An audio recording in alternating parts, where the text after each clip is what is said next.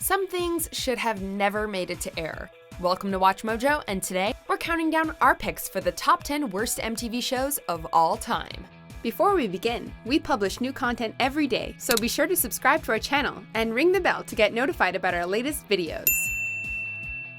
For this list, we're looking at television series that were produced by MTV and are widely regarded to be terrible. For the record, we're not necessarily saying we think they're terrible, but we understand why people do.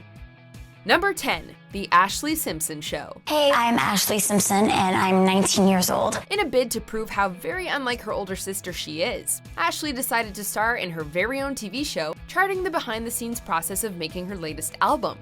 She did a number of things to try and escape from Jessica's shadow, including dyeing her hair a darker color at one point. We also see her try to navigate adulthood having just moved out of her parents' place, which involves getting her mom over to the house to clean up after her. But it did have some heart, exploring Ashlee's battle with acid reflux, which meant she often lost her voice. I basically, croak. I'm grabbing my throat. It was hurting me so bad and I couldn't believe that this was happening on Saturday Night Live. Number 9, I Just Want My Pants Back. Hi, is Jane there? This is Patakan Thai. While not being completely terrible, the show wanted to be a fresh take on the genre of a group of hopeless 20-somethings navigating life in New York City. Unfortunately for this Friends wannabe, it just didn't land. The story follows Jason, who has a one-night stand with the girl of his dreams, Jane, who promises to call him and borrows his jeans. However, Jane gives Jason a fake number, leading him on a quest to try and get his pants back while getting into various and relatively uninspired shenanigans. I figured you could use a fresh pair. Have fun getting them dirty. Number 8, Mary and Jane. What? They called us. They know we're drug dealers. It may have been executive produced by Snoop Dogg, but this stoner comedy did not get off the ground. We follow entrepreneurs and best friends Jordan and Paige while they try to make it big with their new LA-based marijuana delivery service. We cannot sleep with our customers, but he made me muffin afterwards. So this is a sex muffin? So basically, Uber Eats for weed. You can never have too many strong female leads, but Mary and Jane failed to capture the attention of critics and audiences, despite its potential appeal. All in all, this extra-long PSA about legalizing weed in the US only ever aired 10 episodes. Have a smoking day. Number 7, The Brothers Grunt. For without the guidance of the Chosen One, the Brotherhood will fall. Danny Antonucci is better known for creating surreal children's show Ed, Edd and Eddy. But before his foray into Cartoon Network, he wrote this late-night adults-only cartoon that was even more bizarre than its successor.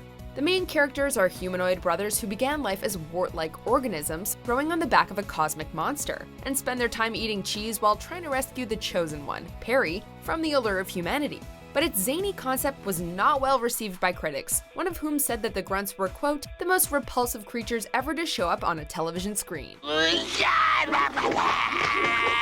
Number 6, The Inbetweeners. Drinking on a school night is the quickest way to raise your social status without being more handsome or more smarter. Don't think you said that right. 9 times out of 10, the US remake of a beloved British show will not be well received, The Office being one of the few exceptions to the rule. When MTV announced they would be remaking The Inbetweeners for American audiences, people were skeptical to say the least.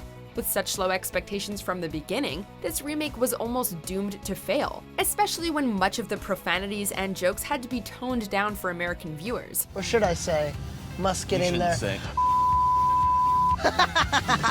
Despite it otherwise having almost identical plotlines and punchlines to the original, it was badly received and quickly cancelled. We're sort of a package deal.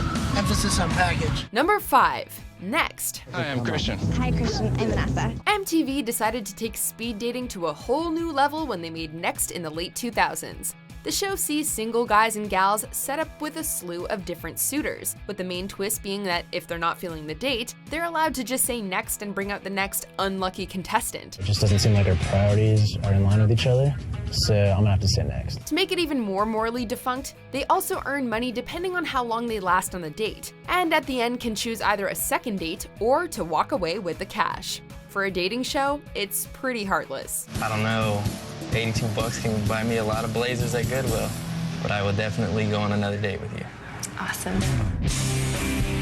Number 4, Date My Mom. Hey, I'm Jane, I'm 58 and I'm feeling great. While many reality TV dating shows are shallow and superficial, Date My Mom is just plain weird. The premise is a young singleton goes on 3 separate dates with 3 separate moms, all who have the aim of convincing the contestants to choose their son or daughter to be with. Christopher is a blonde-hair, blue-eye surfer beach boy. Ooh, that's hot. Meeting someone's mom on the first date is bad enough, but the first date being with someone's mom is extreme. Predictably, every episode of the show is embarrassment galore, as the mothers are simultaneously talking up their kid and revealing their every flaw. She's got like the moon face, and she's more rounded. Megan looks like a Cabbage Patch doll. Number 3, A Shot at Love with Tila Tequila. Here's to shot at love. This knockoff of The Bachelor starred one of the earliest social media personalities, Tila Tequila, in her bisexual-themed escapades. 16 straight guys and 16 lesbians were thrown together in Tila's house, and all tasked with winning her affection, and hopefully starting a relationship with her at the show's conclusion.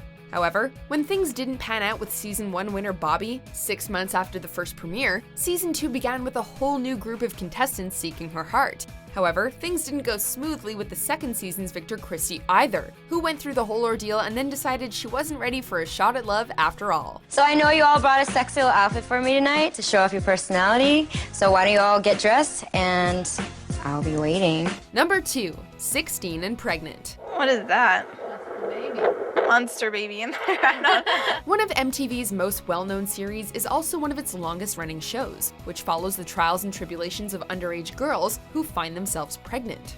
It's gained a lot of controversy for its arguably negative portrayal of teen moms. Alternatively, it's also been criticized for glamorizing teen pregnancy and making it seem like a desirable thing, despite its original goal of promoting safe sex by showing the difficulties of motherhood, especially at such a young age.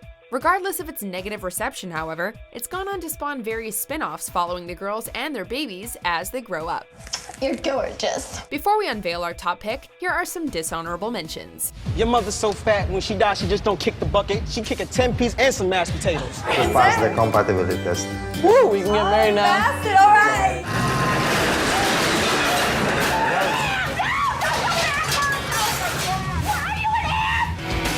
Wow. This is a pretty cool room.